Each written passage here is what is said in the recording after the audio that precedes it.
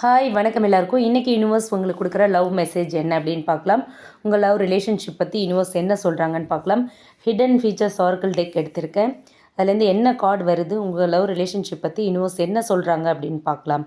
Okay, falling apart, falling into pieces. Okay, இந்த card சொல்கிறது என்ன அப்படின்னா, உங்கள் லவ் ரிலேஷன்ஷிப் வந்து இப்போ ஒரு ஃப்ராஜில் ஃபேஸில் இருக்க மாதிரி இருக்குது. அதாவது ரொம்ப நீங்களும் உங்கள் பார்ட்னரும் வந்து ரொம்ப மனசுக்குள்ளே ரொம்ப உடஞ்சி போன மாதிரி ஃபீல் பண்ணிகிட்ருக்கீங்க. நிறைய ட்ரஸ்ட் இஷ்யூஸ், அப்புறம் மிஸ் அண்டர்ஸ்டாண்டிங்ஸ், இல்லை வந்து பாஸ்ட் இஷ்யூஸ் எல்லாமே வந்து இப்போ இந்த ரிலேஷன்ஷிப்பை வந்து ஒரு மாதிரி பெரிய ஒரு சோதனைக்குள்ளாக்கிட்டுருக்கு அப்படின்னு சொல்கிறாங்க. ஓகேங்களா?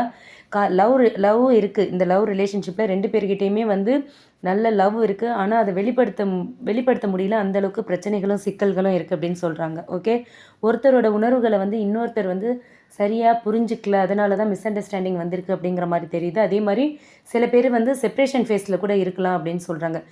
செப்ரேஷனில் இருந்தீங்க அப்படின்னா அது பர்மனெண்ட்டுன்னு இல்லை அப்படின்னு சொல்கிறாங்க. ஃபாலிங் அப்பார்ட் அப்படிங்கிறது வந்து எண்டு கிடையாது, ரீபில்டிங்கான ஃபஸ்ட்டு ஸ்டேஜ். அதனால தான் வந்து அதுதான் இதுக்கான அர்த்தம் அப்படின்னு சொல்கிறாங்க. ஸோ நீங்கள் ரெண்டு பேருமே இப்போ உடஞ்சி போய் இருக்கிறது உங்களோட உண்மையான உணர்ச்சிகளை வெளிப்படுத்துதுன்னு சொல்கிறாங்க யூனிவர்ஸ். ஓகேவா? நீங்கள் உங்களோட பழைய பாஸ்ட் மிஸ்டேக்ஸை ரிலீஸ் பண்ணால் தான் ஒரு நியூ பிகினிங் வரும் அப்படின்னு சொல்கிறாங்க.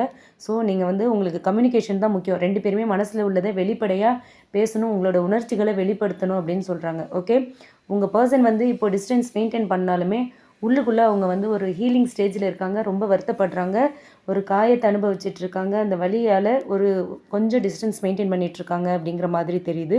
ஸோ இந்த கார்டு சொல்கிறது, காதல் வந்து அப்படியே நொறுங்கி போகிற மாதிரி, உடஞ்சி போகிற மாதிரி தெரிஞ்சாலுமே அந்த உடஞ்சி போகிற அந்த ஃபேஸ் தான் உங்கள் ரிலேஷன்ஷிப்க்கு ஒரு நியூ டிசைன் கொடுக்க போகுது அப்படின்னு சொல்கிறாங்க. ஸோ பழைய பீஸ் எல்லாம் அப்படியே பிடிச்சி வச்சுக்காமல் புதுசாக ஒன்றா சேர்றதுக்கான அனுமதியை நீங்கள் தான் கொடுக்கணும். அதுக்கான ஸ்டெப்பை நீங்கள் தான் எடுக்கணும். அதுக்கான எஃபர்ட்டை நீங்கள் தான் போடணும். ஸோ அதுக்கு ஒரே வே வந்து ஓப்பன் கம்யூனிகேஷன் தான். ஓப்பன் ஹார்ட்டடாக நீங்கள் பேசணும் அப்படின்னு சொல்கிறாங்க யூனிவர்ஸ். ஓகேவா? இது வந்து ஒரு ஜென்ரல் ரீடிங். யாருக்கு ரீசனேட் ஆகுதோ எடுத்துக்கலாம். ஓகேங்களா? தேங்க்யூ.